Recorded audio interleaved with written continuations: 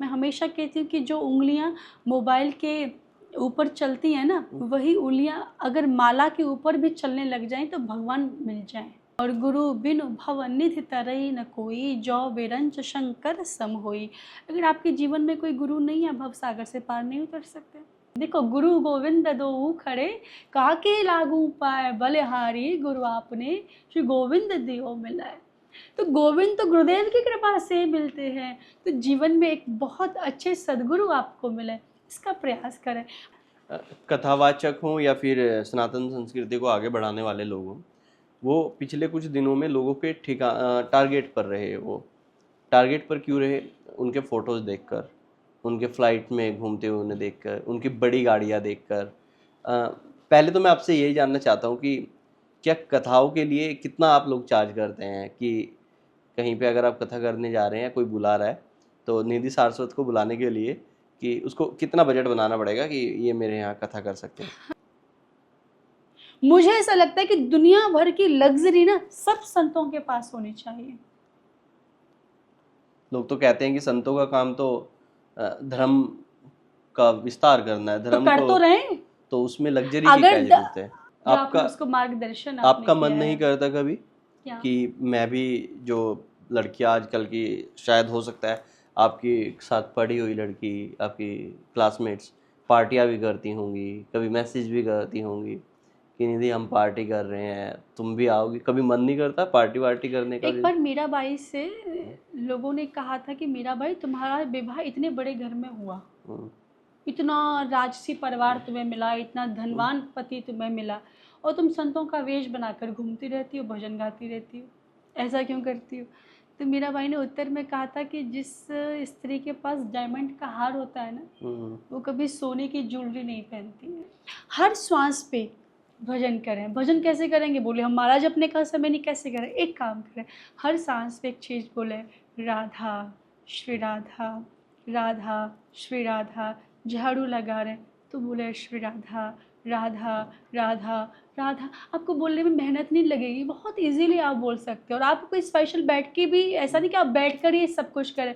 जो भी काम कर रहे हैं एक ही बात बोलते रहें, राधा श्री राधा, राधा श्री राधा। तो श्वास श्वास पर कृष्ण भजे, वृथा श्वास जन खोए, ना जाने या श्वास की फिरावन ओए होए न होए। हर श्वास पे श्री स्वामिनी जी का स्मरण कीजिए, पता नहीं कौन सी सांस हमारी आखिरी बन जाए। मैंने बोला गोपी किसी लिंग का नाम है ही नहीं, किसी जाति का नाम नहीं, किसी स्त्री का नाम नहीं, किसी पुरुष का नाम नहीं। जो हर समय कृष्ण रस का सेवन कर रही वो गोपी है। तो पहले जाना, जिनके साथ भगवान ने रास किया वो थी कौन? जब भगवान श्री राम 14 वर्ष के लिए वनवास गए, तो दंडक वन में से जब निकल रहे थे, तो दंडक वन में बहुत से दाढ़ी वाले बाबा रहते थे। अब दाढ़ी वाले बाबाओं ने जब भगवान श्री राम को देखा तो उनकी सौंदर्य पर मोहित हो गए, और उन सभी बाबाओं को भगवान श्री राम से प्रेम हो गया। केवल एक डेफिनेशन में जाना, प्रेम की डेफिनेशन क्या है जो यूथ को जाननी चाहिए कि ये डेफिनेशन है प्रेम? देखिए, प्रेम परमात्मा का रूप है और इस संसार में बिल्कुल भी संभव नहीं है। प्रेम भक्त और भगवान का विषय है। ये आजकल के सुबह आई लव यू और आई हेट यू का विषय नहीं है।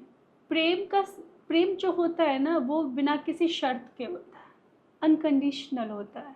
आप बताएं, संसार में ऐसा कौन व्यक्ति है जो किसी से प्रेम कर रहा है उसमें कोई शर्त नहीं है? बिल्कुल। देखिए, प्रेम में कोई स्वार्थ नहीं होता। प्रेम में केवल एक ही स्वार्थ होता है, पता है क्या? मेरा प्रेमी प्रसन्न रहे, मेरा प्रियतम प्रसन्न रहे। अगर अपने प्रेमी को प्रसन्न करने के लिए मुझे कुर्बान भी होना पड़े, 100 बार मरना भी पड़े, तो मैं मर जाऊँ, मैं वारी वारी जाऊँ, लेकिन मेरे प्रियतम, मेरे प्रेमी की आंखों में आंसू ना आ जाए, ये प्रेमी का कर्तव्य होता है। अब आप बताएं कौन है संसार में ऐसा जो कर सकता है? आश्रम तो हमारे यहाँ पर भगवान ने भी सर्वश्रेष्ठ बताया है कि आप अपने परिवार के साथ रहकर भी आप भगवान की भक्ति कर सकते हैं। इसमें कोई भी ऐसा नहीं है कि भगवान ने मना की हो किसी भी जगह कि आप विवाह नहीं कर सकते, विवाह किया है तो आप भक्ति नहीं करेंगे, है ना? तो हमारे यहाँ पे गृहस्थ आश्रम को सर्वश्रेष्ठ बताया गया है। एक परफेक्ट लड़का जब आप देखती हैं तो क्या ऐसा ही कोई देखती हैं जो भक्ति भाव में डूबा हो, या फिर ठीक है नहीं भी कर रहा हो और अपना काम कर रहा हो, कहीं जॉब कर रहा हो, या कोई बिजनेस कर रहा हो, किस तरह से आप इसमें? अब मेरे बारे में पूछ रहे हैं, सबके बारे में मैं पूछ आपके रहे बारे में पूछ रहा हूँ। हैं? शादी करने से पहले ठोक पीट कर परीक्षा ले ले, पर शादी करने के बाद सारी परीक्षाएं बंद कर दे, तब तो शादी चलेगी। थोड़ा सा डिस्क्राइब करिए ना कि हाँ। मतलब क्या अच्छा व्यक्ति पैसे कमाने से अच्छा, नहीं, या फिर पैसे नहीं भी हैं, बिल्कुल कुछ भी नहीं है? मेरी दृष्टि में देखिए, कोई व्यक्ति बहुत पैसे कमाता है, बहुत सुंदर है, और रात को शराब पीकर आपको मारता है, आप बताएं, आप उसे अच्छा कहेंगे? बिल्कुल भी नहीं। मुझे ऐसा लगता है कि एक अच्छे व्यक्ति और अच्छा अच्छा पति और अच्छी पत्नी का पता है क्या मतलब होता है? पत्नी का मतलब, हमारे यहाँ पत्नी को धर्म पत्नी कहा जाता है, पति को धर्म पति कहा जाता है। धर्म पत्नी का मतलब होता है जो स्वयं धर्म का आचरण करे और अपने पति से धर्म का आचरण करवाए। नंबर वन मेरे लिए क्या आता है कि किसी व्यक्ति में ये देखा जाए ये भगवान का भक्त है कि नहीं। सबसे पहले भगवान का भक्त मेरे होना है लिए आपके ये लिए। भगवान का भजन करता है कि नहीं, ठीक है। इसका ईश्वर के प्रति विश्वास कैसा है। देखिए, मेरे लिए कुछ भी ना हो चलेगा, लेकिन अगर भगवान का भक्त नहीं हुआ, सब कुछ हुआ तो नहीं चलेगा। तक कहते हैं जाके पग न फटी बिबाई, सो कहा जाने पीर पर आई। जब तक अपने पैर की बिबाइयाँ नहीं फटती ना, तब तक दूसरे की पीड़ा का अनुभव नहीं होता है। एक इंजेक्शन लगने पर हमें कष्ट होता है, और एक बकरे को चाकू से, छुरी से काटा जा रहा है, तब हमें पीड़ा नहीं होती है। मैंने कहा किसी शास्त्र में नहीं लिखा कि बलि देनी चाहिए। बलि देना सबसे बड़ा पाप है। इस माँ प्रसन्न नहीं होगी, माँ इतनी रुष्ट हो जाएंगी कि इसका परिणाम आप नहीं, आपकी आने वाली हजारों पीढ़ियां भोगेंगी। दोस्तों नमस्कार, मैं हूँ रोहित शर्मा। कहानी वाला का आज एक और पॉडकास्ट आप देख रहे हैं, और मेरे साथ हैं देवी निधि सारस्वत। आज उनसे हम बातचीत करेंगे, थोड़ा उनसे जानेंगे जिस तरह से भक्ति भाव, कथाएं और किस तरह से श्री कृष्ण जी को लेकर बहुत सारी ऐसी बातें हैं, ऐसे मिथ हैं, वो भी उनसे हम जानकारी हासिल करेंगे। निधि जी, आपका बहुत बहुत स्वागत है कहानी वाला पर। जय श्री राधे। जय श्री राधे। निधि जी, सबसे पहले तो मैं आपसे यही जानना चाहूँगा कि आपकी एज की बहुत सारी लड़कियां, अगर मैं देखूं तो कोई कहीं ट्रैवल कर रही है, कोई कहीं पार्टी कर रही है, और आपका ध्यान कथा में और भगवान की भक्ति भक्ति में चला गया। ऐसा कहाँ से शुरू हुआ कि आपको लगा कि मुझे भगवान की भक्ति करनी है और उनके बारे में लोगों को बताना है? जी, देखिए, जब एक बच्चा छोटा होता है तो उसके जीवन में उसके परिवार का बहुत बड़ा असर पड़ता है। आपका परिवार कैसा है, आप उस घर में रहने वाले लोग कैसे हैं, क्योंकि बच्चा जो अपने माता पिता को, दादा दादी को करते हुए देखता है, उसी को फॉलो करता है। मेरी यात्रा कैसे शुरू हुई, इसके लिए सबसे पहला श्रेय तो हमारी स्वामिनी श्री राधिका रानी जी को ही जाता है, क्योंकि जब तक उनकी कृपा नहीं होगी, जब तक श्री बिहारी जी प्रसन्न नहीं होंगे, तो मुझे नहीं लगता कि ये आध्यात्मिक यात्रा संभव है। तो पहली कृपा तो मेरे भगवान की हुई, और दूसरी कृपा मेरे दादाजी की हुई, परम पूज्य दादाजी के। और मेरे दादाजी अनन्य कृष्ण भक्त हैं। देखिए, मेरा बहुत बड़ा सौभाग्य है कि मैं ऐसे परिवार में मैंने जन्म लिया कि, या फिर ठाकुर जी ने मुझे पहले से ही तय करके एक ऐसे घर में भेज दिया जहाँ पर सब लोग भगवान श्री कृष्ण के अनन्य भक्त हैं। तो मैं बचपन में मेरे दादाजी को भगवान श्री कृष्ण की भक्ति करते हुए, मेरी मम्मी को, मेरे पापा को पूजा करते हुए देखती थी। तो जैसे साधारण बच्चे होते हैं, वैसे ही मेरा भी ऐसे ही साधारण बच्चों की तरह ही सिंपल सी लाइफ थी। बस ये था कि घर का एक नियम था कि आप सुबह जब उठें तो अपने नित्य कर्म से निवृत्त होकर सबसे पहले हमारे, हाँ, जब हम छोटे थे तो हम एक गांव में रहा करते थे। मेरा जन्म एक गांव में हुआ। ये अलीगढ़ के पास एक छोटा सा गांव है, उदयपुरा। वहाँ एक ब्राह्मण कुल में मेरा जन्म हुआ। तो हमारे परिवार में एक नियम था कि जब आप सुबह अपने स्नान ध्यान से फ्री हो जाएं तो कोई भी कार्य करने से पहले भगवान शंकर के मंदिर जाएं और बाबा को स्नान करा के तब आप स्कूल जाएं। ओके। हाँ, तो ये परंपरा थी। तो मुझे याद है कि जब हम स्कूल की यूनिफॉर्म पहन के तैयार हो जाते थे तो मेरी मम्मी पहले ही एक लोटा जल भर के रख दिया करती थी कि जाओ पहले बाबा के मंदिर जाओ और आशीर्वाद लेके तब स्कूल जाओ। तो ये संस्कार मेरी मम्मी ने हमारे अंदर डाला कि कुछ भी करने से पहले पहले पूजा करनी है, यानी कि दिन की शुरुआत भगवान से होनी चाहिए, उसके बाद आप आपके सारे काम कीजिए। तो मेरे जीवन में परिवार का बहुत बड़ा रोल है कि अगर अगर मुझे शायद ऐसा बैकग्राउंड नहीं मिलता तो शायद मेरी सोच इतनी आध्यात्मिक नहीं हो पाती, या फिर मुझे भगवान के प्रति चीज़ें नहीं मालूम होती। जब हम बहुत छोटे थे तो हम ज़्यादातर स्कूल से आने के बाद का समय अपने दादा दादी के साथ निकाला करते थे। तो मेरी दादी ने बचपन में ही प्रहलाद जी, श्री ध्रुव जी महाराज, ये कथाएं बचपन में ही याद करा दी थी हम लोगों को। और फिर अचानक से एक दिन की बात है कि मैं लगभग 6 या 7 वर्ष की थी मेरी आयु, तो मेरे बाबा सत्संग किया करते थे। सत्संग जगह जगह जाकर भगवान के नाम का प्रचार करना। भगवत गीता के उपासक हैं, 18 अध्याय उनको कंठस्थ हैं भगवत गीता के। तो मैं उनको भगवत गीता पढ़ते हुए देखा करती थी। मैं बहुत छोटी थी, शायद LKG या फर्स्ट कुछ ऐसी क्लास में मैं पढ़ती थी उस समय। तो मेरे घर पे कुछ संत आए और मेरे बाबा ने परिचय कराया मेरा, ये हमारी पोती है और ये मंत्र बहुत अच्छा बोलती है, आप इससे मंत्र सुन लीजिए। तो संतों ने कहा ठीक है सुनाइए। तो भगवान शंकर का मंत्र मुझे याद था, कर्पूर गौरम करुणावतारम संसार सारम भुजगेंद्रहारम सदा वसंतम हृदयारविंदे भवम भवानी सहितम नमामि। ऐसे मैंने बहुत गा के सुर में ऐसे करके सुनाया। संत लोग बड़े प्रसन्न हुए, तो मुझसे बोले कि सत्संग चलोगी? तो मैंने कहा बाबा सत्संग क्या होता है, उसमें क्या करना होता है? बोले कुछ नहीं करना होता, ये भगवत गीता है, तुम संस्कृत पढ़ लेती हो? अच्छा, पता नहीं कैसे मुझे संस्कृत वैसे नहीं लेकिन भगवत गीता में पढ़ना आता था, क्योंकि या तो ऐसे नहीं पढ़ा। हाँ, ऐसे तो पढ़ाने में बहुत छोटी थी, लेकिन भगवत गीता मुझे पढ़नी आती थी। पहला कारण तो मैंने बोला कृपा, प्रभु की कृपा के बिना कुछ भी संभव नहीं है जीवन में, कुछ पत्ता भी नहीं हिल सकता। तो जब हम क्या कर सकते, जब पत्ता भी नहीं हिल पाएगा तो हम लोगों की क्या औकात है कुछ करने की। दूसरा कारण मुझे लगता है कि मैं अपने दादाजी को पढ़ते हुए देखा करती थी, मैं उनके साथ सोया करती थी रात में, तो वो पूरी पूरी रात जब उनको आंखें खुलती थी तो वो लालटेन जला के भगवत गीता पढ़ा करते थे, पढ़ने के बाद उसको रिपीट किया करते थे। ऐसे करते करते मुझे अंदर तो जाता ही था, शायद समझ नहीं आता था लेकिन सुनाई दे रहा था कि भगवत गीता के श्लोक हैं। तो मुझे बोले भगवत गीता ये लो, और 12वां अध्याय दिया भक्ति योग। तो बोले भक्ति योग ये अध्याय है, ये बहुत सरल है, तुम एक काम करो इसके 10 श्लोक याद कर लो, और तुम जब 10 श्लोक याद करोगी तो हम तुम्हें लेकर सत्संग जाएंगे और हम अगले संडे को आएंगे और संडे तक याद करके रखना, 1 हफ्ते का समय तुम्हें देते हैं।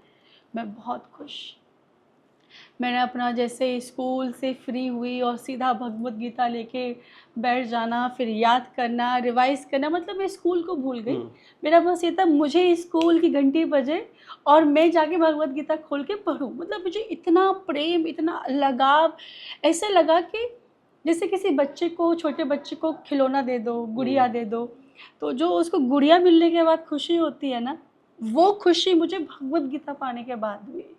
ऐसा लगा कि मुझे पता नहीं क्या मिल गया, क्या होने वाला है। कुछ आइडिया नहीं था कि मुझे कोई कथावाचक बनना है या कथा प्रवक्ता बनना है या आध्यात्मिक यात्रा कंटिन्यू, कुछ नहीं पता था क्या करना है। बस ये था भगवत गीता का टारगेट है 10 श्लोक याद करने, और प्रभु कृपा से मुझे याद बहुत जल्दी होता था।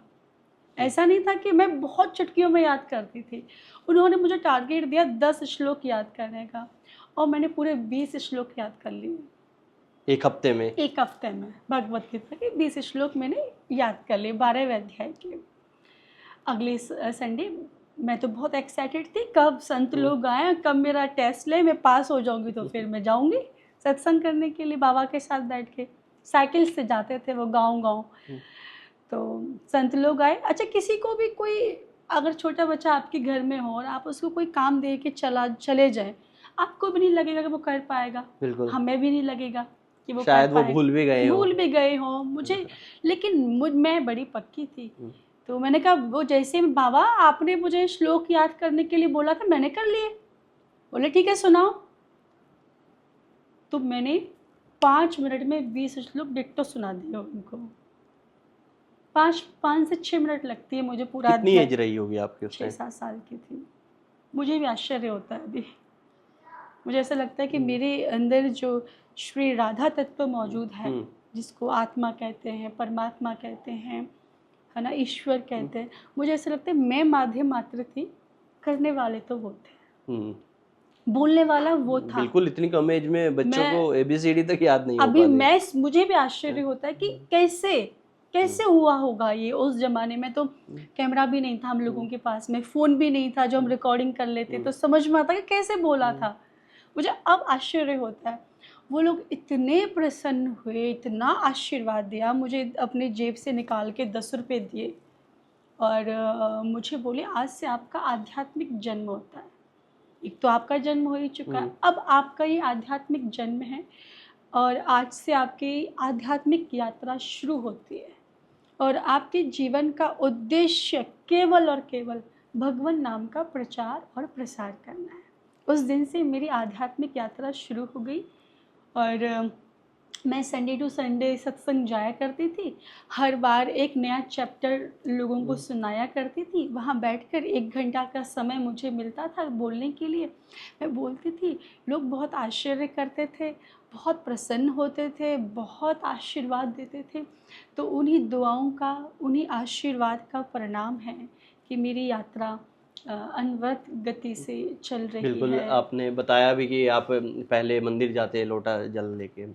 मैं भी ब्राह्मण परिवार से हूँ, तो मेरे घर में भी ऐसा ही होता था कि जब तक पहले नहा धो नहीं लोगे कम से कम, तब तक तो खाना नहीं मिलेगा। एक्चुअल में देखो, जितना मैंने देखा है अपने रिलेटिव्स में, ब्राह्मणों में तकरीबन में ये होता है, बाकी सबका मुझे नहीं पता है, कि वहाँ पे ये सब होता है। पहले नहाना धोना, उसके बाद तुम एक बार भगवान के सामने जाओ और तब जाके तुम खाना खाओगे। इजी हो गया है लोगों को, ब्राह्मणों को गाली देना, कि किसी भी नाम पे उनको गाली दे देते हैं, कुछ ऐसे वर्ड्स बोल देते हैं। देखिए मुझे ऐसा शायद लगता सबसे है इजी टारगेट ब्राह्मण है आज के समय नहीं, में।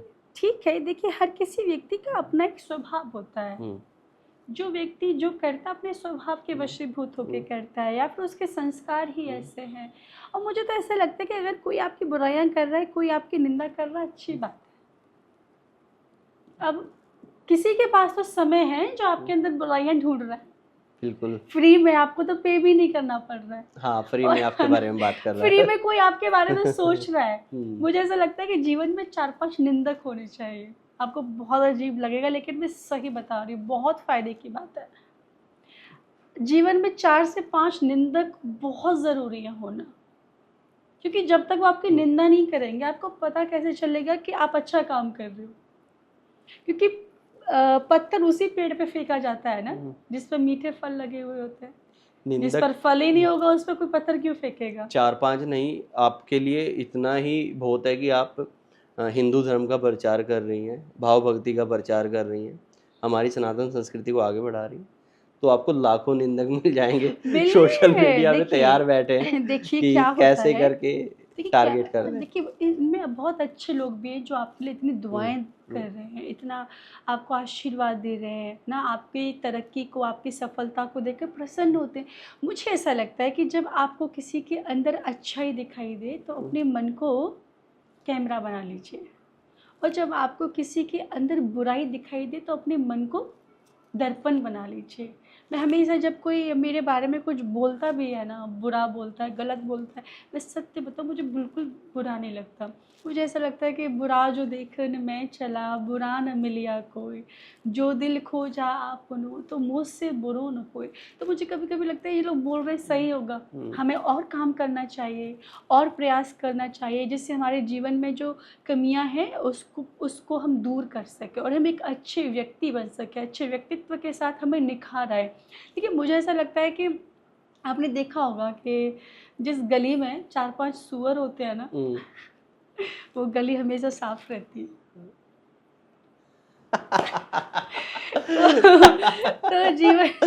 तो जीवन में कुछ बुराई करने वाले लोग बहुत ज़रूरी है। तो जैसे आपके जीवन में जो भी गंदगी है या जो बुराई है वो उनसे आप बच सकें। तो उन लोगों को घृणा की दृष्टि से नहीं, उनको मैं बहुत सम्मान की दृष्टि से देखती हूँ कि जो कोई नहीं कर पाया वो लोग वो काम कर रहे हैं।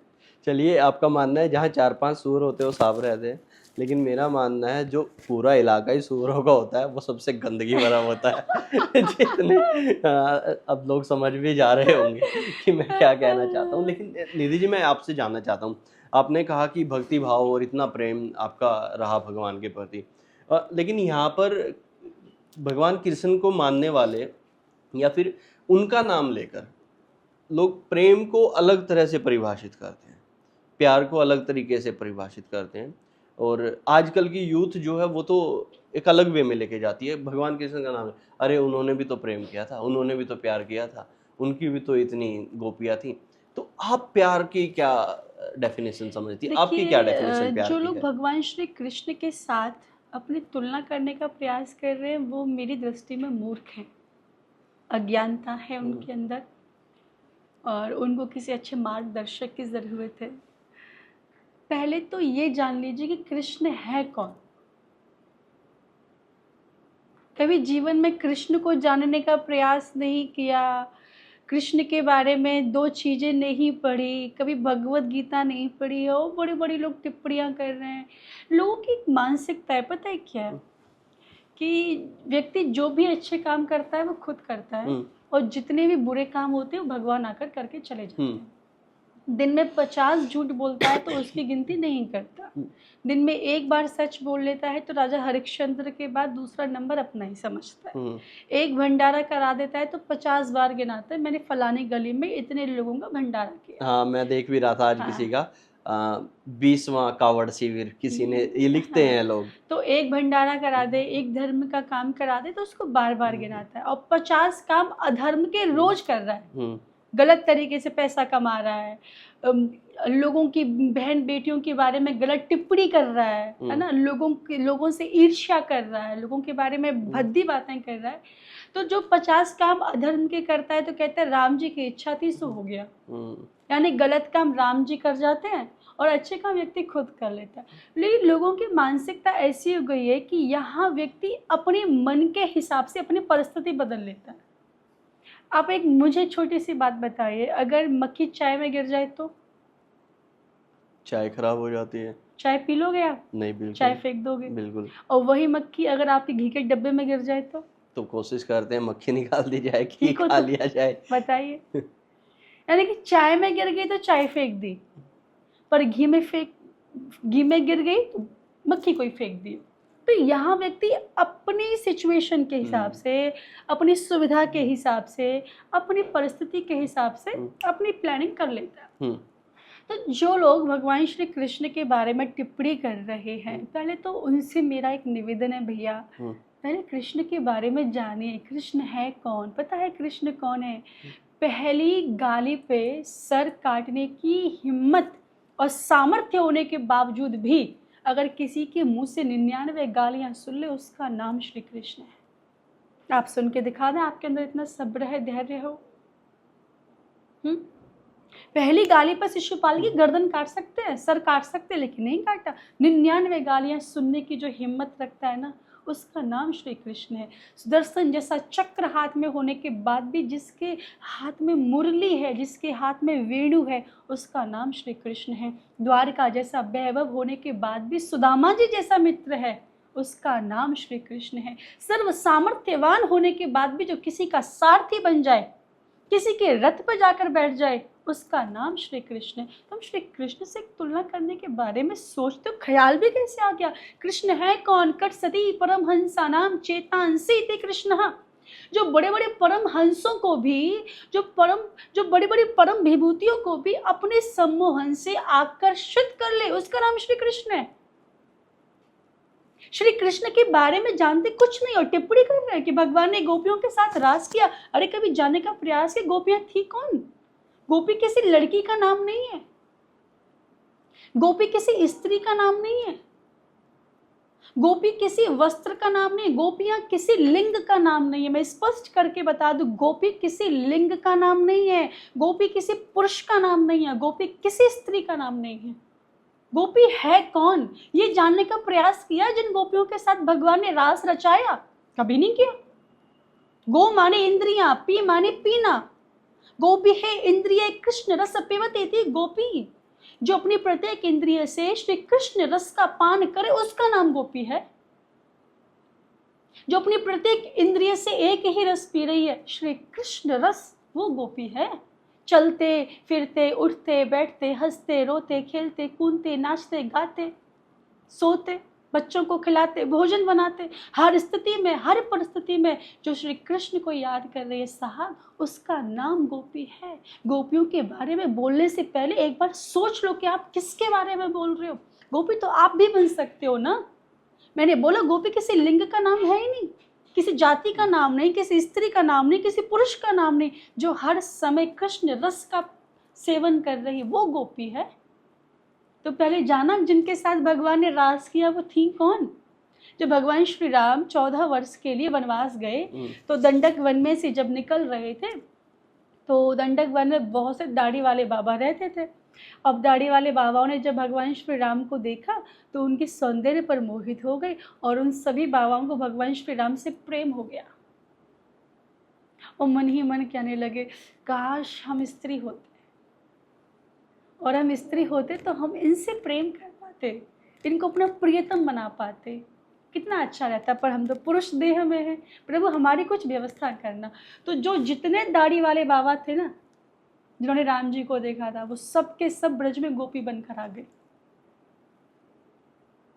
जब भगवान श्री नारायण ने बामन का रूप लिया, बामन का मतलब होता है बामन अंगुल के, जब बौने बनकर भगवान आए, जब देवताओं के राज्य को राजा बलि ने छीन लिया, दैत्य लोग सम्राट बन गए, देवता लोग मारे मारे फिरने लगे, तो देवताओं की कार्य सिद्धि के लिए मैया अदिति के गर्भ से भगवान श्री बामन का प्राकट्य हुआ। तो जब बामन भगवान राजा बलि के यहाँ पे 3 पग भूमि लेने के लिए जब गए थे, तो राजा बलि के यहाँ पर रहने वाली जितनी दैत्य कन्याएं थी, उन दैत्य कन्याओं ने जब हमारे बामन भगवान को देखा तो बोली कितने सुंदर है ये, हमें तो इनसे प्रेम हो गया, काश हम भी कभी स्त्री बनकर आए, गोपी बनकर आए और इनसे प्रेम करने का हमें अवसर मिले, इनको स्नेह करने का अवसर मिले। तो जितनी दैत्य कन्याएं थी वो सब की सब ब्रज में गोपी बनकर आ गई।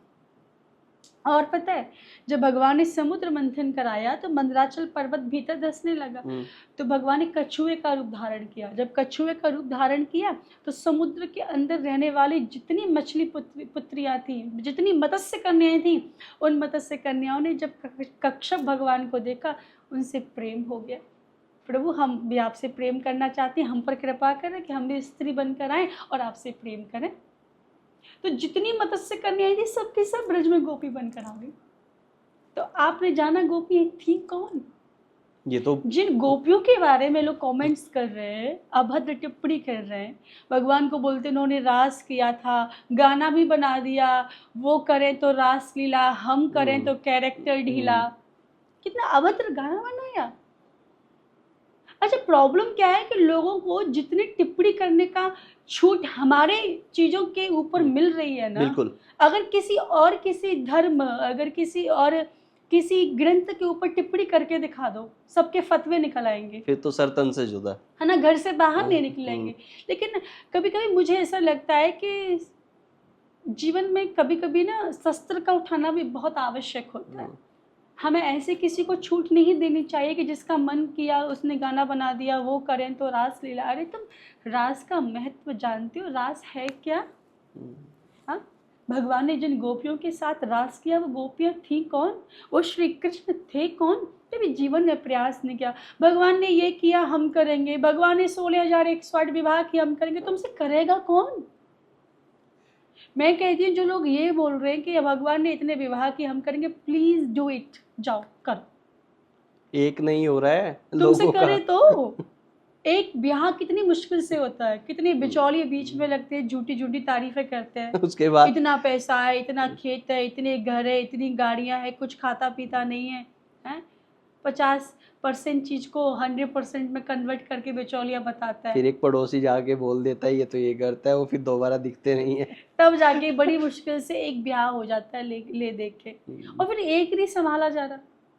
मैं ये सोच ही रहा था कि मैं आपसे इस बारे में बात करूंगा कि जिस तरह से हमारे भगवान हैं, भगवान राम हैं, श्री कृष्ण हैं, शिव जी हैं, लोग उन तरह के बनते हैं, वैसे कपड़े पहनते हैं, वो फिर उसके बाद उनको कुछ भी करने की आज़ादी समझते हैं। कि अब की बार कावड़ यात्रा में ये लोगों ने इस बारे में बात भी की कि भगवान का रूप धर के आप किस तरह का डांस कर रहे हैं, किस तरह के गाने आप देख रहे हैं, जिन पे आप नाच रहे हैं।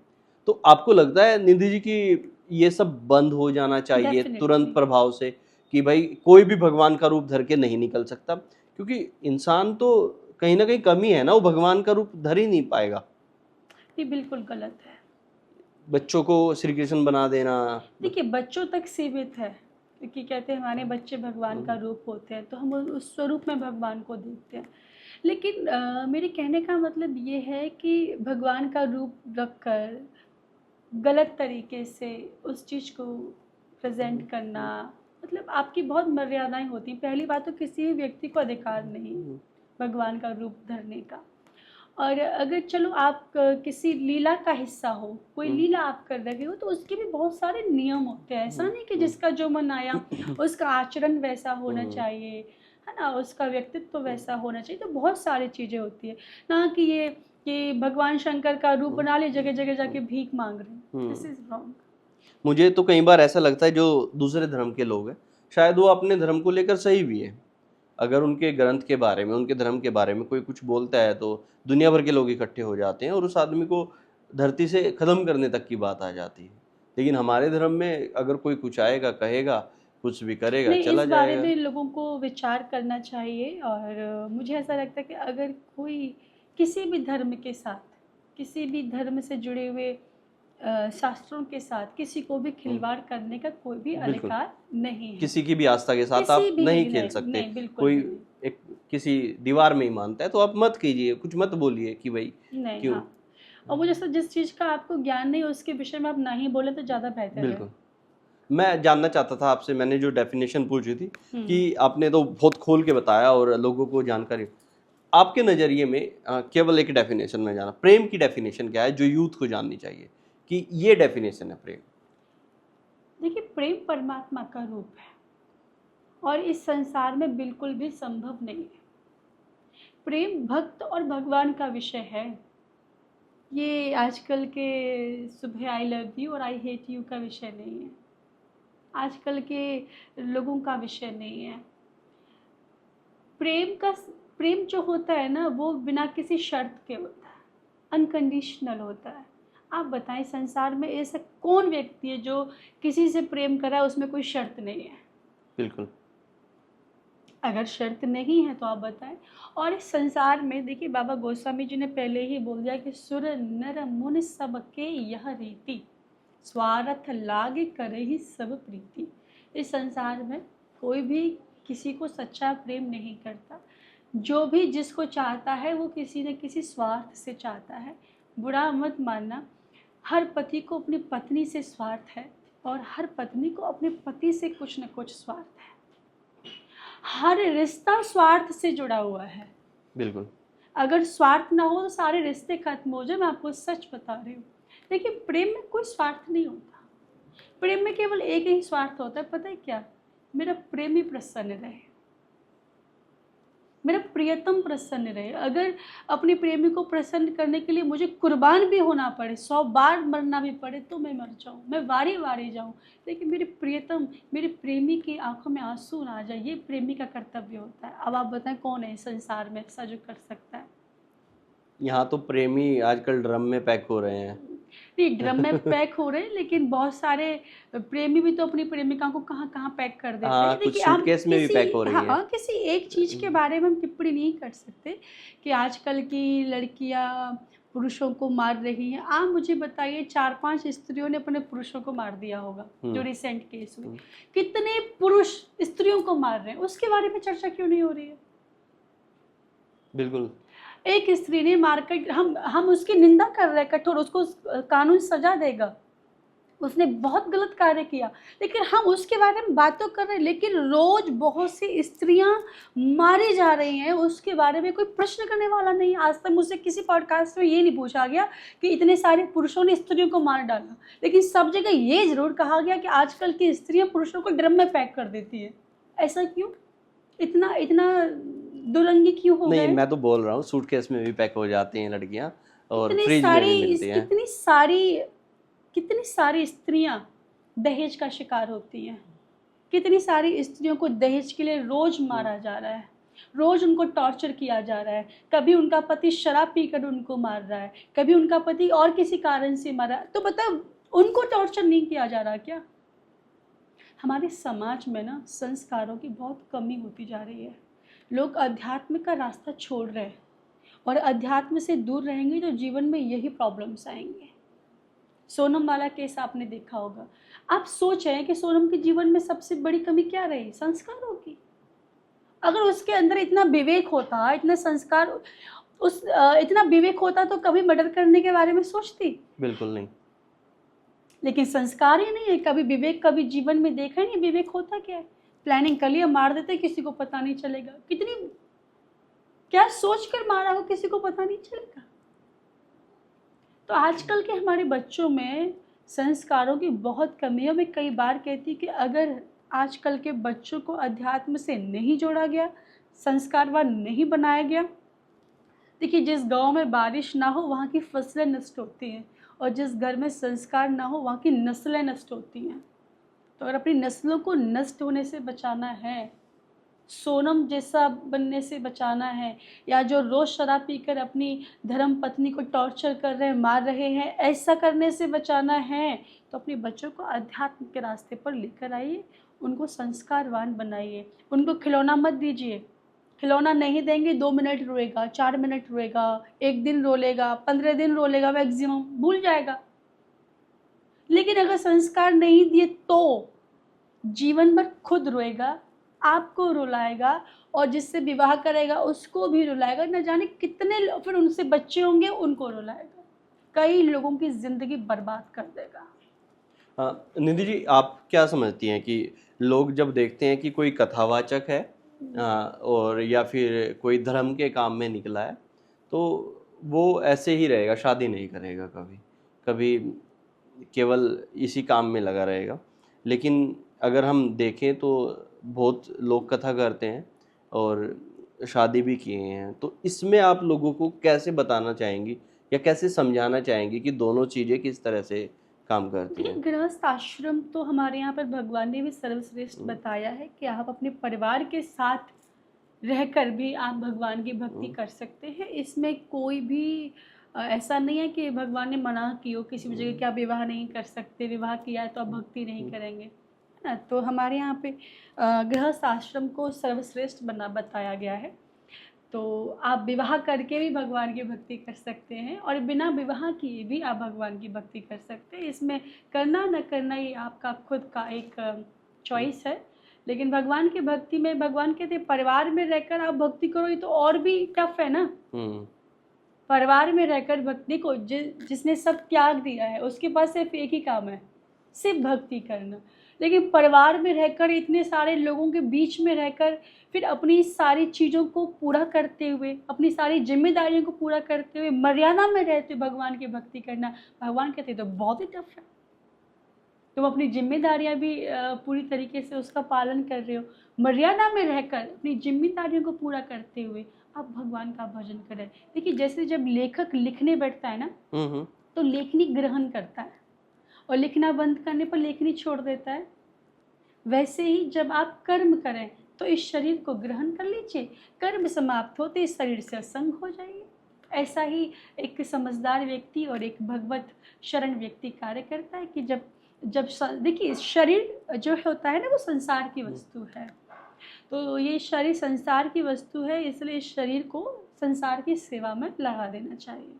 आप परमात्मा के अंश हैं, तो इसीलिए अपने आप को, अपनी आत्मा को, अपने मन को श्री ठाकुर जी के चरणों में लगा दीजिए। आपको क्या लगता है कि जिस तरह से आप कर रही हैं ये सब चीज़ें और आप इतना चीज़ों को जान चुकी हैं, एक परफेक्ट लड़का जब आप देखती हैं तो क्या ऐसा ही कोई देखती हैं जो भक्ति भाव में डूबा हो, या फिर ठीक है नहीं भी कर रहा हो और अपना काम कर रहा हो, कहीं जॉब कर रहा हो या कोई बिजनेस कर रहा हो, किस तरह से आप इसमें? आप मेरे बारे में पूछ रहे हैं, सबके बारे में मैं पूछ आपके रहे हैं? बारे में पूछ रहा हूँ। अच्छा, मेरे बारे में पूछ रहे हैं। देखिए, मुझे ऐसा लगता है कि अ, सबसे पहले आप कोई भी, हम सबके बारे में बात कर लेते हैं, मैं भी उसमें शामिल होती हूँ। आप ना लाइफ पार्टनर बहुत सोच समझ के निर्णय लें। शादी कोई एक दिन का खेल नहीं है बिल्कुल। कि किसी व्यक्ति के साथ आपको एक दिन रहना और अगले दिन आप फ्री हो जाएंगे। हमारे 7 जन्मों का चक्कर है। 7 जन्म तक आपको उस व्यक्ति के साथ रहना पड़ता है, जीना पड़ता है। शादी करने से पहले ठोक पीट कर परीक्षा ले लें, पर शादी करने के बाद सारी परीक्षाएं बंद कर दें, तब तो शादी चलेगी। एक संत बहुत अच्छी बात कर रहे थे, शादी करने से पहले पूछो कि आप हमें प्यार करते हो कि नहीं करते। शादी हो जाए उसके बाद कभी मत पूछो कि आप हमें प्यार करते हो कि नहीं करते। तो कैसे पता लगेगा शादी से अरे पहले? शादी की तो ये क्या था, शादी करने के बाद भी आपको बताना पड़ेगा कि आप उनसे प्यार करते हैं कि नहीं करते। लेकिन जो हमसे पहली जनरेशन थी, हमारे माता पिता, उनको तो शादी होने के बाद ही पता लगता था कि हमारी किससे शादी हुई है। वो तो, वो और बहुत टफ उनकी था। शादियां मतलब कितना परसेंट ऐसे, पॉइंट कुछ परसेंट रहा होगा जो शादियां टूटी होंगी उस टाइम की। देखिए, हमारे यहाँ पर शादी टूटने का चलन है ही नहीं, ये तो विदेशी संस्कृति का प्रभाव है। हमारे यहाँ पर डिवोर्स नहीं होते, हमारे यहाँ तलाक नहीं होते, हमारे यहाँ पर तलाक होने का कोई सिस्टम ही नहीं। लेकिन आजकल विदेशी संस्कृति इतनी हावी हो गई है कि मेरे पति ने डायमंड का नेकलेस देने का वादा किया था, दिया नहीं, डिवोर्स दे देते हैं। थोड़ा सा मन मुटाव हो गया, डिवोर्स दे देते हैं। शादी कभी डिवोर्स के लिए नहीं होती है। शादी का मतलब होता है कि आप जन्म जन्मांतर के साथ उस व्यक्ति के साथ जुड़ चुके हैं, आपकी आत्मा उसके साथ जुड़ चुकी है, आपका मन उसके साथ जुड़ चुका है। तो डिवोर्स जो आजकल हो रहे हैं, ये तो सबके सब विदेशी संस्कृति का हमारे यहाँ पर प्रभाव है। हमारे सनातन में कभी डिवोर्स नहीं होता, हमारे यहाँ तलाक नहीं होता। हमारी कितनी पीढ़ियाँ हो गई, हम पिछली अपनी अगर अपने परिवार की बात करें, मैं अपने परिवार की बात करूँ, कितनी पीढ़ियाँ हमारी निकल गई, पता ही नहीं कोई तलाक भी कोई शब्द होता है। हमारे यहाँ तलाक शब्द बोल ही नहीं सकते। अगर आप बोलेंगे तो आपको डांट पड़ेगी, तो हमारे यहाँ हमारी परंपरा का सब्जेक्ट ही नहीं है। बिल्कुल। तो शादी करने से पहले मैं कहती हूँ, शादी भले ही देर से करना, लेकिन सोच समझ कर करना और अच्छे व्यक्ति से करना।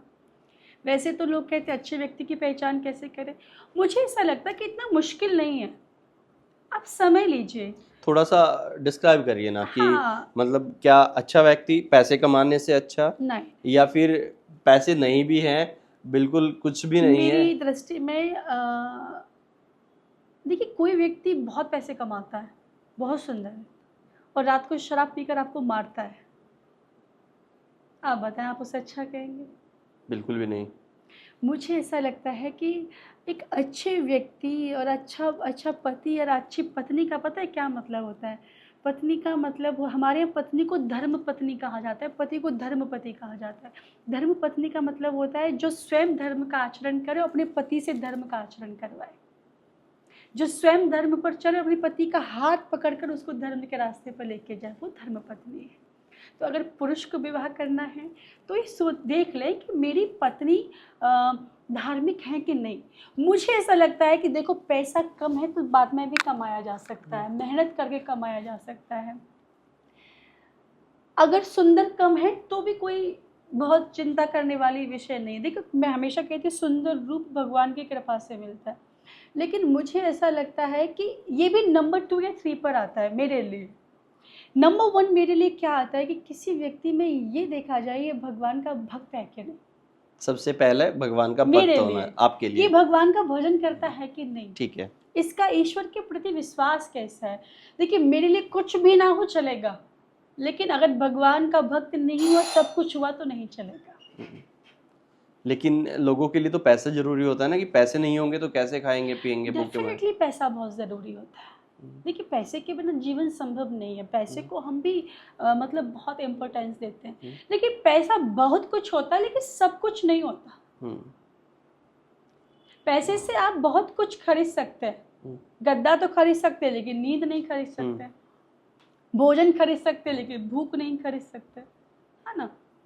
निधि जी, आपने जब से आप ये सब कर रही हैं, लोगों का अध्यात्म की तरफ आप, तो आपने कोई ऐसा एग्जाम्पल देखा कि जो कंप्लीटली चेंज हो गया हो?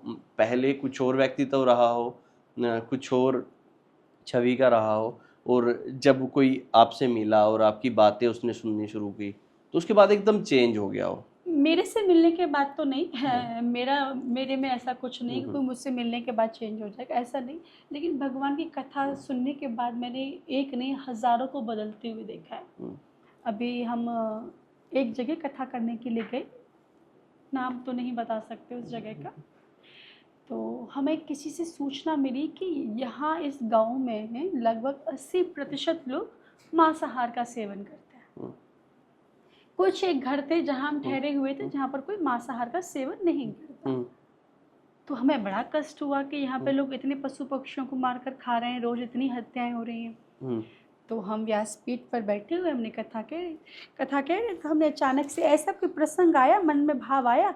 हमने कहा अच्छा एक बात बताइए, यहाँ पे कितने शाकाहारी लोग बैठे हुए हैं? तो सब हंसने लगे, किसी ने हाथ ऊपर नहीं किया। पंडाल की बात है, पंडाल भरा हुआ है एकदम पब्लिक से। हमने कहा अच्छा फिर कितने मांसाहार का सेवन करते हैं? सब हंसने लगे, किसी ने हाथ ही नहीं उठाया। लेकिन हमें पहले से पता था 80% इस गांव में मांसाहार का सेवन किया जाता है।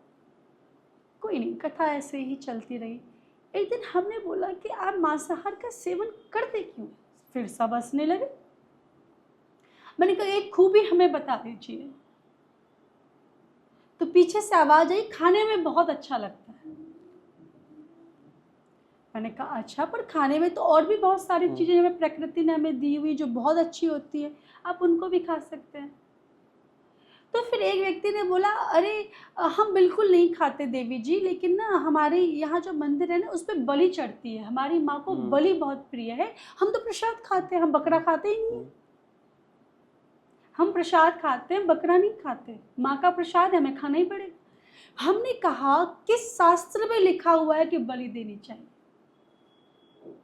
मैंने तो मेरे जीवन में एक भी शास्त्र ऐसा नहीं देखा जहाँ पर ये लिखा हुआ है कि बलि देनी चाहिए, पशु पक्षियों को मारना चाहिए। हमने कहा आप हमें दिखा दीजिए, फिर हम आपकी बात का समर्थन करेंगे। तो बोले कि लिखा हुआ तो कहीं भी नहीं है, लेकिन हमारी परंपरा। हमने कहा परंपरा तोड़ी भी तो जा सकती है, जो परंपरा गलत है उसको तोड़ना भी तो पड़ेगा।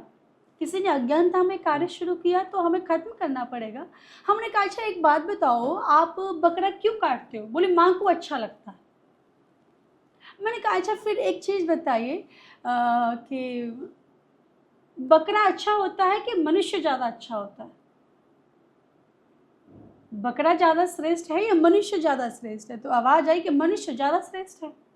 तो हमने कहा अगर मनुष्य की बलि दी जाएगी तो माँ कितनी प्रसन्न हो जाएंगी। जब बकरे की बलि देने से माँ प्रसन्न हो रही है, समझो जब आप में से किसी एक मनुष्य की बलि रोज दी जाएगी तो माँ कितनी प्रसन्न हो जाएगी। चलो बताओ कौन कौन बलि देगा? हम क्यों देंगे, हम क्यों देंगे, हम क्यों देंगे? मैंने क्यों माँ को प्रसन्न नहीं करना क्या आप लोगों को?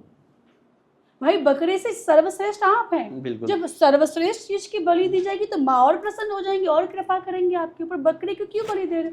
बताओ कौन कौन बलि दे रहा? सब गायब हो गए। मैंने कहा निरपराध जीव जो बोल नहीं सकता, आप उसकी गर्दन काट देते हैं। और जब अपनी गर्दन कटने की बारी सब 3-4 हो गए। जब डॉक्टर इंजेक्शन लगाता है तो कई लोग रोने लगते हैं, नानी के घर पे खाया पिया याद आ जाता है। एक इंजेक्शन लगाने पर हमारे शरीर में इतनी तकलीफ होती है, तो जब किसी बेजुबान जीव को काटा जाता है उसे कितनी तकलीफ होती होगी। लेकिन यहाँ पर कहते जाके पग न फटी बिबाई, सो कहा जाने पीर पर आई। जब तक अपने पैर की बेबाइयाँ नहीं फटती ना, तब तक दूसरे की पीड़ा का अनुभव नहीं होता है। एक इंजेक्शन लगने पर हमें कष्ट होता है, और एक बकरे को चाकू से छुरी से काटा जा रहा है तब हमें पीड़ा नहीं होती है। मैंने कहा किसी शास्त्र में नहीं लिखा कि बलि देनी चाहिए। बलि देना सबसे बड़ा पाप है। इस माँ प्रसन्न नहीं होगी, माँ इतनी रुष्ट हो जाएंगी कि इसका परिणाम आप नहीं, आपकी आने वाली हजारों पीढ़ियां भोगेंगी। पता एक बार क्या हुआ, एक व्यक्ति एक बकरा काट रहा था, बकरा जोर जोर से हंसने लगा। तो काटने वाले ने, कसाई ने बोला मैं तुझे काट रहा हूँ और तू हंस रहा है। तो बकरा बोला कि मैं इसलिए हंस रहा हूँ कि मैंने जीवन भर घास खाई थी, लेकिन फिर भी मुझे तेरे हाथों कटना पड़ रहा है, और तूने तो मेरे जैसे हजारों निरपराध बकरों को काटा है, तेरे साथ क्या होगा? घास खाकर भी अगर मुझे कटना पड़ रहा है, तेरे साथ क्या होगा?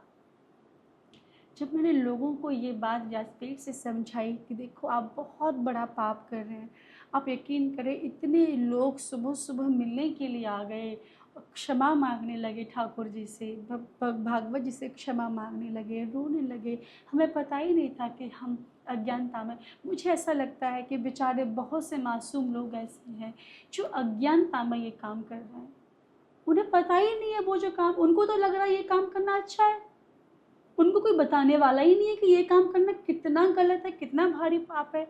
और मुझे इतनी प्रसन्नता हुई कि उस कथा में न हज़ारों लोगों ने संकल्प लिया कि अब तक हमने जो काम किए ठाकुर जी हमें क्षमा कर देना, हमने अज्ञानता में किए, लेकिन अब संकल्प लेते हैं आज से न हम बलि देंगे, न समर्थन करेंगे, ना ही कोई मांसाहार का सेवन करेंगे। तो हमारी भागवत जी बड़ी चमत्कारी हैं, इन्होंने बहुत से लोगों के जीवन को बदल दिया। तो डेफिनेटली मैंने कथा सुनने के बाद, सत्संग सुनने के बाद, भागवत लोगों को सुनने के बाद बदलते हुए देखा है, प्रत्यक्ष आँखों से बदलते हुए देखा है। मैं एक कथावाचक को और सुन रहा था और उनकी मुझे कुछ बातें बड़ी अच्छी लगी कि जो भगवान शिव का नाम लेकर भांग पीते हैं या फिर नशे करते हैं, कि भगवान शिव करते थे तो हम भी करेंगे। हाँ, तो उनको ये बोलना हाँ, तो चाहिए ना उन्होंने कि कहा कि भगवान शिव तो जहर पीते जहर पीते थे, जहर पियो। पियो। फिर सती प्रथा को लेकर उन्होंने एक बात कही कि सती प्रथा तो हमारे धर्म में थी ही नहीं। आप दशरथ जी के साथ देखिए, किसने सती किया? कभी नहीं नहीं किया। उससे पहले के आप सारी चीजें देखिए, किसी राजा महाराजा के साथ देखिए, किसने सती किया?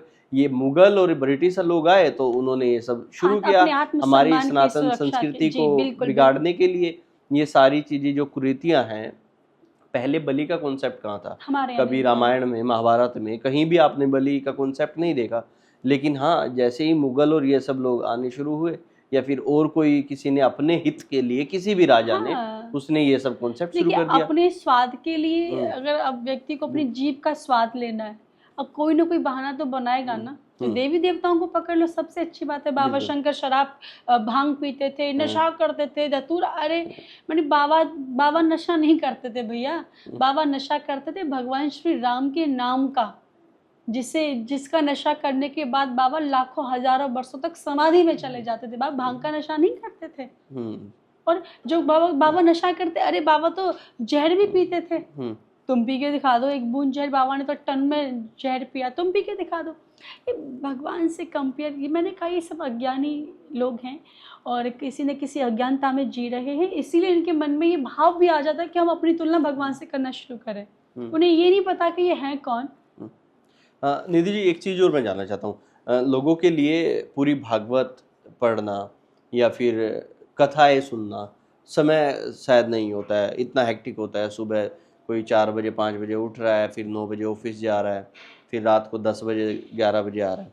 तो क्या कोई ऐसे श्लोक भी हैं भागवत के कि ठीक है हम जा रहे हैं तो हम अपने मन में 1-2 श्लोक ऐसे हैं उनको हम याद कर लें और उनको स्मरण करने से उनका कि देखिए कुछ अच्छा हो सके? ऐसा मैं मानती हूँ कि लोगों के पास आजकल समय नहीं है। अब मेरा उन लोगों से एक प्रश्न है, क्या आपके पास भोजन करने का समय है कि नहीं?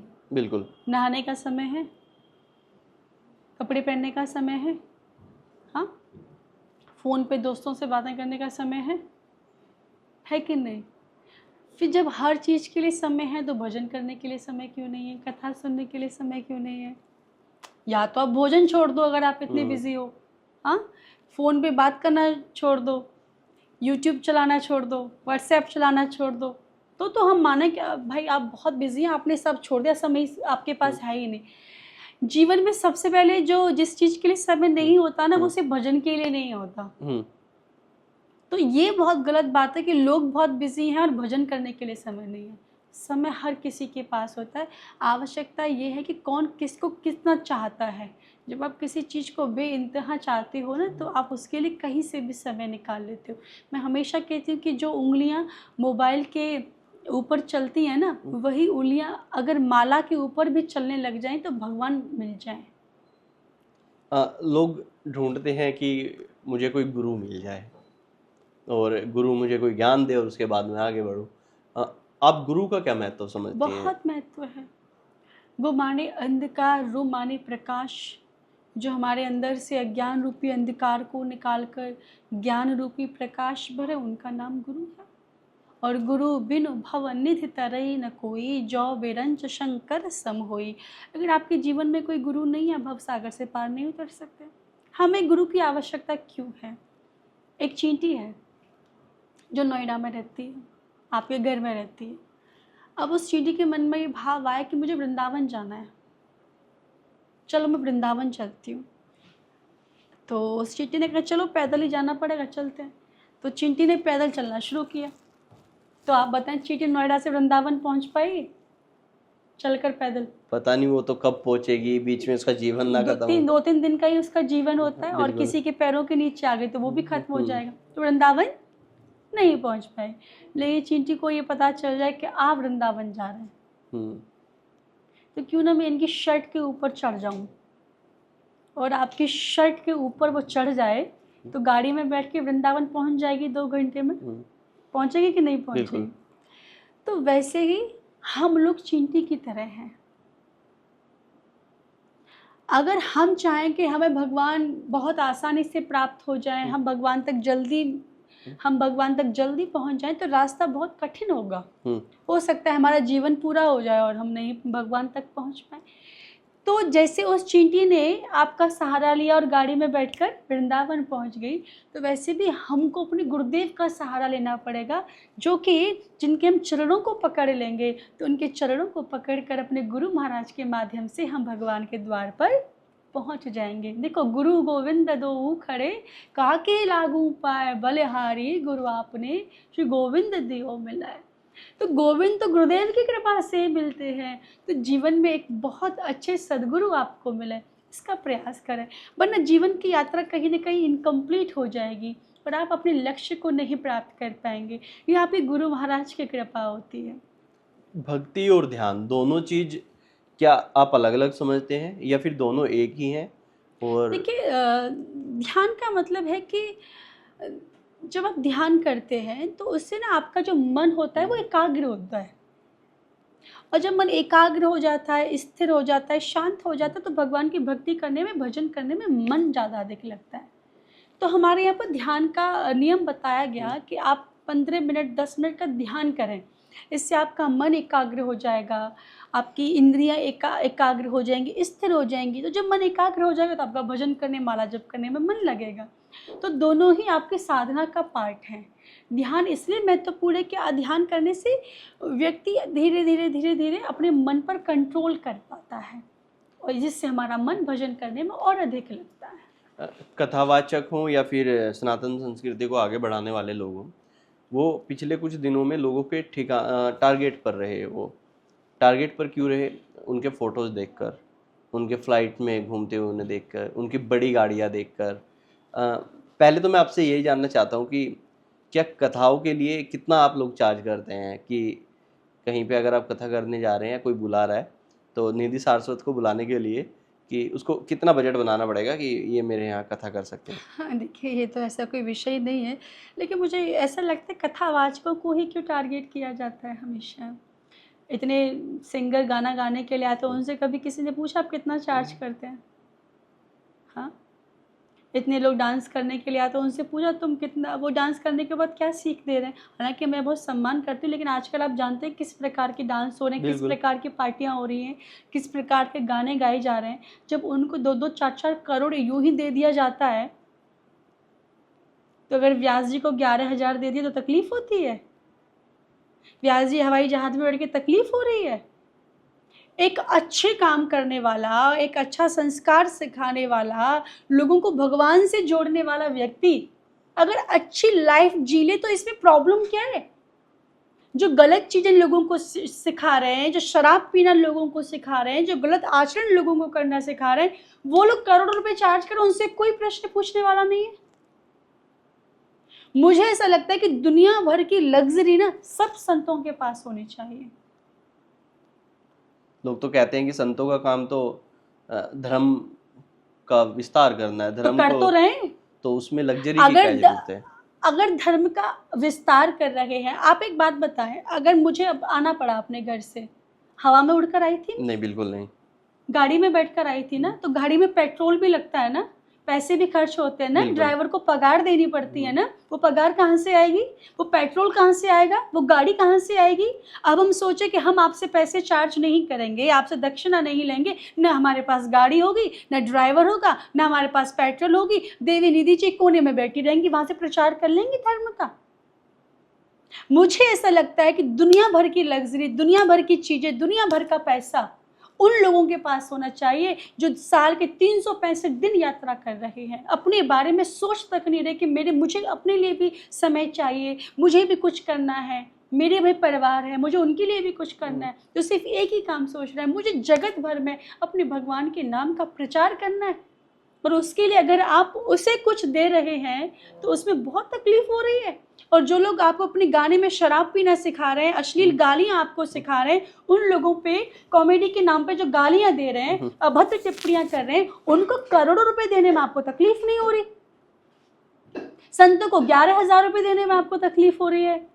संत अगर अच्छी गाड़ी में बैठ जाओ उसमें आपको तकलीफ हो रही है। और गालियां देने वाले लोग, अभद्र टिप्पणियां करने वाले लोग, हाँ, शराब पीने वाले लोग, हाँ, रेंज रोवर में बैठकर आ रहे हैं तो आप बड़ी तालियां बजा रहे हैं, बहुत बड़ा आदमी है, बहुत बड़ा आदमी है। और किसी संत को रेंज रोवर में बैठा हुआ देख लिया, सारी दुनिया जल फूक के राख हो जाएगी। अरे बाबा जी है, इनको क्या अरे बाबा जी को ही जरूरत है, बाबा जी ही आपके बच्चों को संस्कार दे पा रहे हैं। बाबा जी ने अपना पूरा जीवन इस संस्कृति के लिए और संस्कारों के लिए समर्पित कर दिया। आपको तो चरणों में लेट कर साष्टांग प्रणाम करना चाहिए कि कोई तो है जिसने अपना जीवन धर्म के लिए समर्पित कर दिया, कोई तो है जो हमें अच्छा सिखा रहा है। इसमें कैसी प्रॉब्लम लोगों को होनी चाहिए, मुझे समझ नहीं आता है। मैं तो बहुत सारी वीडियो सोशल मीडिया पे देखता हूँ, कोई व्यक्ति शादी कर रहा होता है और उसमें पता नहीं 10, 20, 15 लाख कितने रुपए खर्च करता है, और किसी ब्राह्मण को फिर 1100 रुपये दक्षिणा देने के टाइम कितना गलत है। उससे कोई बहस करता सोशल है। मीडिया खोलता है और गूगल करता है 4 मंत्र, और वो उससे पूछता है कि ये मंत्र मुझे सुनाओ, ये तुमने नहीं पढ़ा, ये तुमने 1100 डीजे बजाने वाले को उसने वहाँ पर 10-20 हज़ार रुपया दे दिया, लेकिन ब्राह्मण ने जिसने शादी का मेन काम किया, संपन्न कराया शादी को, उसको 1100 रुपये देने में। देखिए ये बहुत दुर्भाग्य है। अभी अभी हम कहें कि आप किसी को बोलो कि हमें ना एक धर्म का काम कराना है, कथा करानी है, तो डोनेशन दीजिए। बिल्कुल। तो लोग ना कोई 21 देगा, कोई 11 देगा, कोई देगा ही नहीं, कोई 500 देगा, कोई 1100। और अभी बोलो हम फलाने सिंगर को बुला, रात भर पार्टी होगी, दारू चलेगी, लोग 1-1 लाख रुपए का डोनेशन देते हैं। टिकट भी नहीं मिलता है, टिकट भी नहीं आप मिलता। इतने कॉन्सर्ट हुए। तो ये हमारे कितना दुर्भाग्य है ये हम सभी का और लोगों का कि आजकल देखिए कि ऐसे कामों में लोगों की रुचि हो रही है और भगवत कार्यों से लोग दूर होते जा रहे हैं। तो ये सभी के जीवन का दुर्भाग्य है, इससे ज़्यादा कुछ भी नहीं है। एक सवाल हो रहा है मेरा कि एक महिला के जीवन में जब वो इस तरह के काम पे निकलती है, धर्म के काम पे वो जाती है या अध्यात्म करना चाहती है, तो क्या चुनौती उसके जीवन में, मुख्य चुनौती सामने आ सकती है? देखिए ऐसी कोई विशेष चुनौती तो नहीं होती, पर 2 चीज़ें बहुत ज़रूरी हैं, एक भगवत कृपा और एक आपके परिवार का सपोर्ट। और अगर आपको दोनों मिल जाएं तो ये बहुत ही अच्छी बात है। और मुझे ऐसा लगता है कि महिलाएं किसी से भी किसी भी क्षेत्र में कम नहीं है, चाहे आध्यात्मिक क्षेत्र हो, चाहे राजनीतिक क्षेत्र हो, चाहे खेल से जुड़ा संबंधित कोई क्षेत्र हो, चाहे कोई भी क्षेत्र आप ले लीजिए। महिलाएं देश की राष्ट्रपति भी बन सकती हैं, देश की प्रधानमंत्री भी बन सकती हैं, और इंडिया की सबसे पहली IPS लेडी किरण बेदी जी थी, आदरणीय।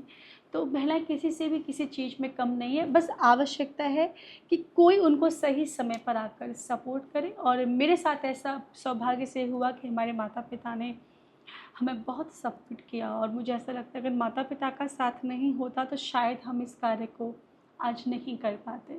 मैं डिम्पल यादव जी को सुन रहा था, अखिलेश यादव जी की पत्नी है, और किसी ने उनसे पूछा कि भगवान ने पहले पुरुषों को बनाया या महिलाओं को बनाया, तो उन्होंने बड़ी अच्छी बात कही कि भगवान ने पहले पुरुषों को ही बनाया होगा। तो पूछा कि क्यों पुरुषों को बनाया होगा? कि भगवान जब कोई भी पहली चीज़ बनाता है तो उसमें कुछ कमी रह जाती है और दूसरी चीज़ बनती है तो परफेक्ट बनती है। तो पहले इसलिए पुरुषों को बनाया होगा और फिर उसके बाद महिलाओं को बनाया होगा। महिला एकदम परफेक्ट है। तो आपको भी ऐसा ही लगता है कि महिलाएं भी परफेक्ट है, पुरुष भी परफेक्ट है। भगवान की सबसे ब्यूटीफुल क्रिएशन है। अगर देखा जाए तो भगवान ने जो बनाई पूरी सृष्टि में, मनुष्य भगवान का सबसे सुंदर प्राणी है।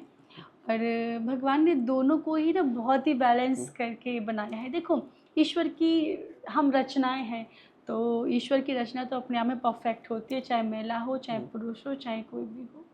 एक और सवाल फिर ख़त्म करेंगे।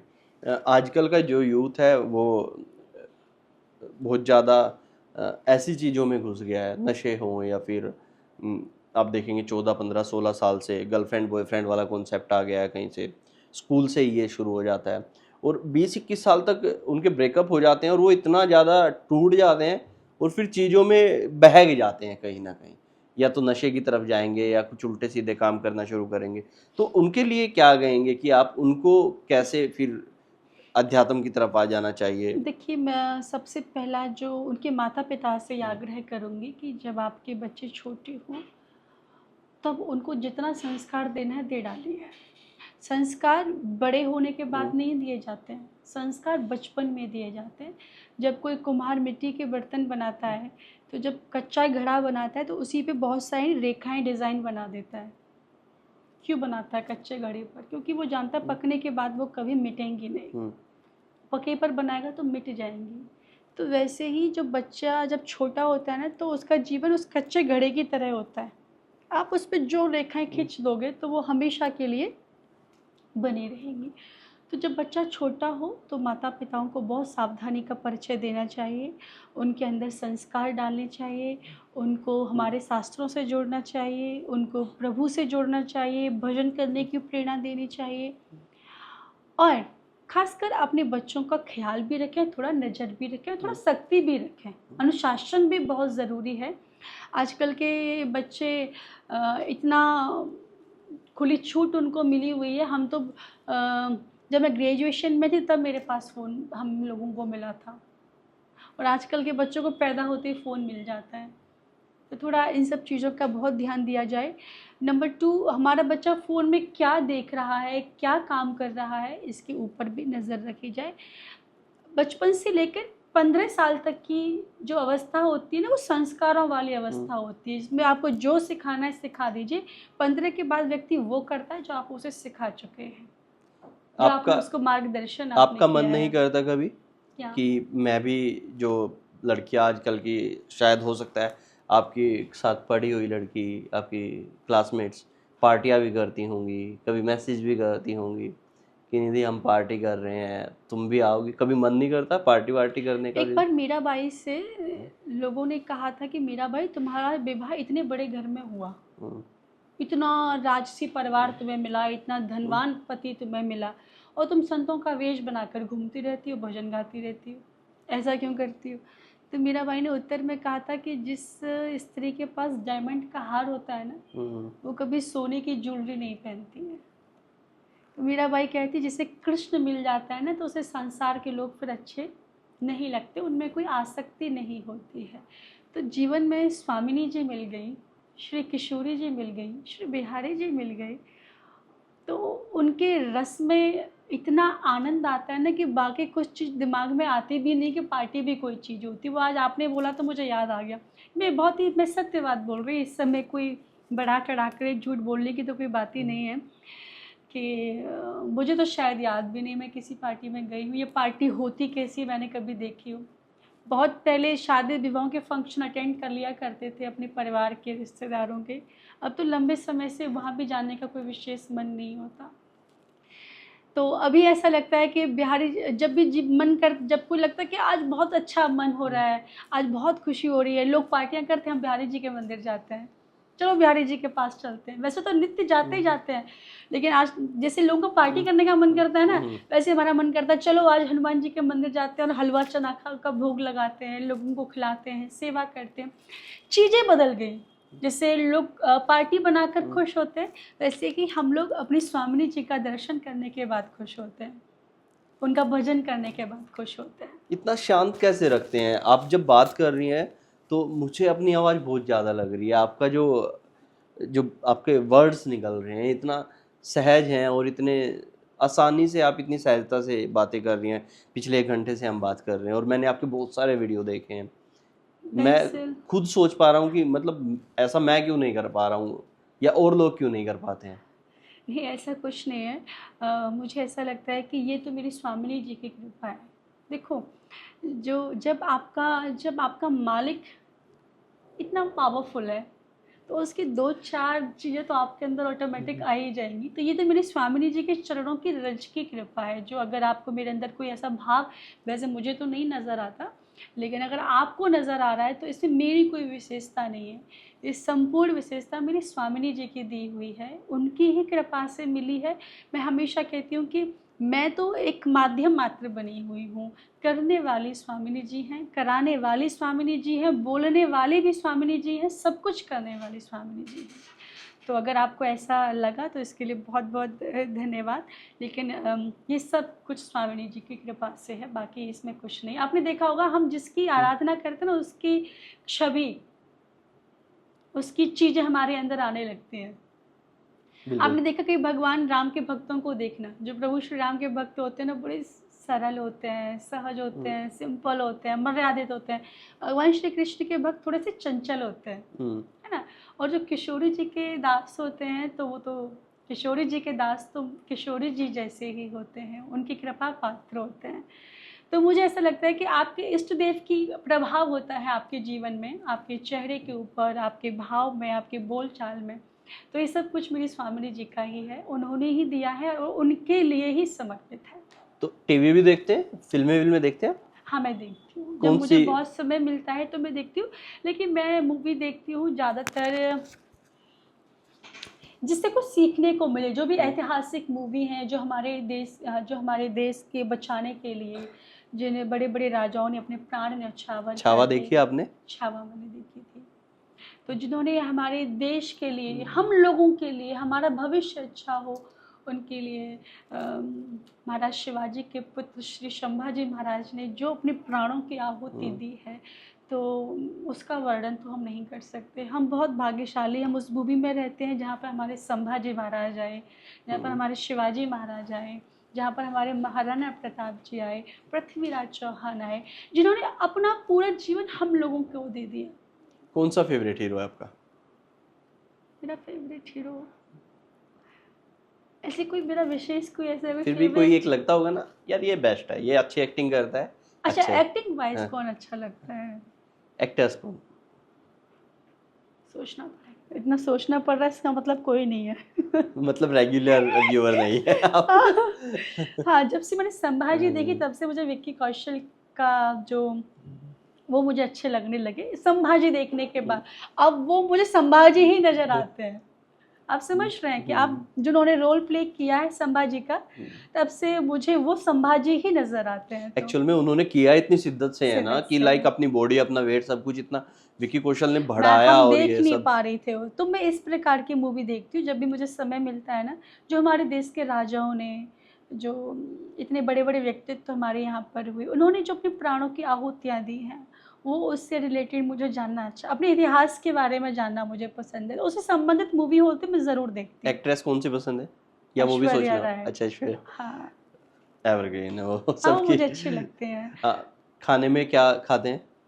घर का खाना बना हुआ, आप घर का खाना कुछ भी बनाइए, पराठा, छोला भटूरा, दाल राइस, राजमा चावल, छोले चावल, ये सब खाती फास्ट हूँ। फूड नहीं खाते हैं? नहीं, मैं बाहर का खाना नहीं खाती, मैं बहुत बचती हूँ, इससे मुझे बाहर का खाना नहीं खाना पड़े। कोई बहुत परिस्थिति हो, मजबूरी हो, तो मैं खाती हूँ। लेकिन मेरा मतलब मुझे पसंद वैसे घर का खाना ही, ऐसा नहीं कि मेरा मन भी नहीं होता मेरे बाहर का खाना खाने का। अभी मुझे 2 दिन से बाहर रहना पड़ रहा है काम के वजह से, तो मैंने होटल भी वैसा रहने की व्यवस्था करवाई कि जहाँ पर नॉन वेज फूड नहीं मिलता हो, जहाँ पर सिर्फ जैन फूड मिलता हो, वेजिटेरियन फूड हो। शहर कौन सा पसंद है? शहर, देखिए वैसे मुझे वृंदावन और बरसाना बहुत पसंद है, लेकिन वो शहर नहीं है। वो धाम है, भगवान के घर है। तो गांव ज़्यादा पसंद है या फिर शहर ज़्यादा पसंद है? दोनों का अलग अलग महत्व है। जब पहले बचपन में गांव में रहते थे वो भी अच्छा लगता था। अभी चीज़ें बदल गई, अब गांव में लोग रहते नहीं हैं।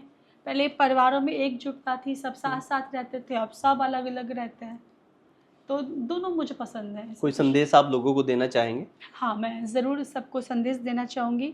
देखिए, जीवन का कोई भरोसा नहीं है, कब पता नहीं कौन सी घड़ी हमारे लिए आखिरी घड़ी बन जाए। इसलिए जीवन की एक एक मिनट, इस संसार में सबसे ज़्यादा जो प्राइसलेस चीज़ है ना, जो सबसे ज़्यादा बहुमूल्य है ना, वो आपका समय है। मैं चाहती हूँ इस समय की आप कदर करें, इस समय का एक भी पल कभी व्यर्थ ना जाए, इसका प्रयास करें। हर श्वास पे भजन करें। भजन कैसे करेंगे? बोले हम महाराज अपने का समय नहीं, कैसे करें? एक काम करें, हर सांस पे एक चीज़ बोले, राधा श्री राधा, राधा श्री राधा।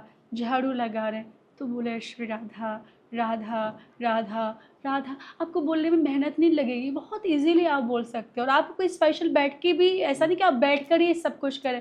जो भी काम कर रहे हैं एक ही बात बोलते रहें, राधा श्री राधा, राधा श्री राधा। तो श्वास श्वास पर कृष्ण भजे, वृथा श्वास जन खोए, ना जाने या श्वास की फिरावन ओए होए न होए। हर श्वास पे श्री स्वामिनी जी का स्मरण कीजिए। पता नहीं कौन सी सांस हमारी आखिरी बन जाए, तो कम से कम आखिरी सांस पर हम बोलें श्री राधा, और शायद किशोरी जी हमारी पुकार सुन लें और हमें अपने पास बुला लें। तो समय बहुत कीमती है, इसकी कदर करें, इसका एक एक पल भजन के लिए और अपनी स्वामिनी जी के लिए समर्पित करें। और प्रसन्न रहें, मुस्कुराते रहें। जीवन में दुख भी आएंगे तो घबराने की आवश्यकता नहीं है। जीवन में दुख ना आए ऐसा हो नहीं सकता, लेकिन जीवन में दुख आने पर हम न मुस्कुराएं ऐसा भी हो नहीं सकता। तो जीवन में विपत्ति का आना is a part of life, और उस विपत्ति से हंसकर बाहर आ जाना is the art of life. तो आप सभी बहुत बुद्धिमान हैं और आप खूब प्रसन्न रहें, भगवान का भजन करें। मेरी बहुत बहुत शुभकामनाएं आपके लिए, आपके चैनल के लिए और आपके सभी दर्शकों के लिए। जय जय श्री राधे। आपका बहुत बहुत धन्यवाद निधि जी, आप आए और आपने अपना समय दिया। मेरा बहुत मन है कि और भी बहुत सारी बातें आपसे पूछूं, लेकिन आपके भी समय की कमी है। दोबारा कभी ऐसा पॉसिबल हो पाया तो मैं आपसे बात करूंगा। और आप भी अगर कुछ भी निधि जी से और कुछ पूछना चाहते हैं तो आप उसको कमेंट बॉक्स में छोड़ सकते हैं। जब भी कभी ऐसा होगा दोबारा उनसे मेरी बातचीत होगी तो मैं आपके वो सभी सवाल उनसे लूँगा जो भी आप उनसे पूछना चाहते हैं। निधि जी, आपका बहुत बहुत धन्यवाद।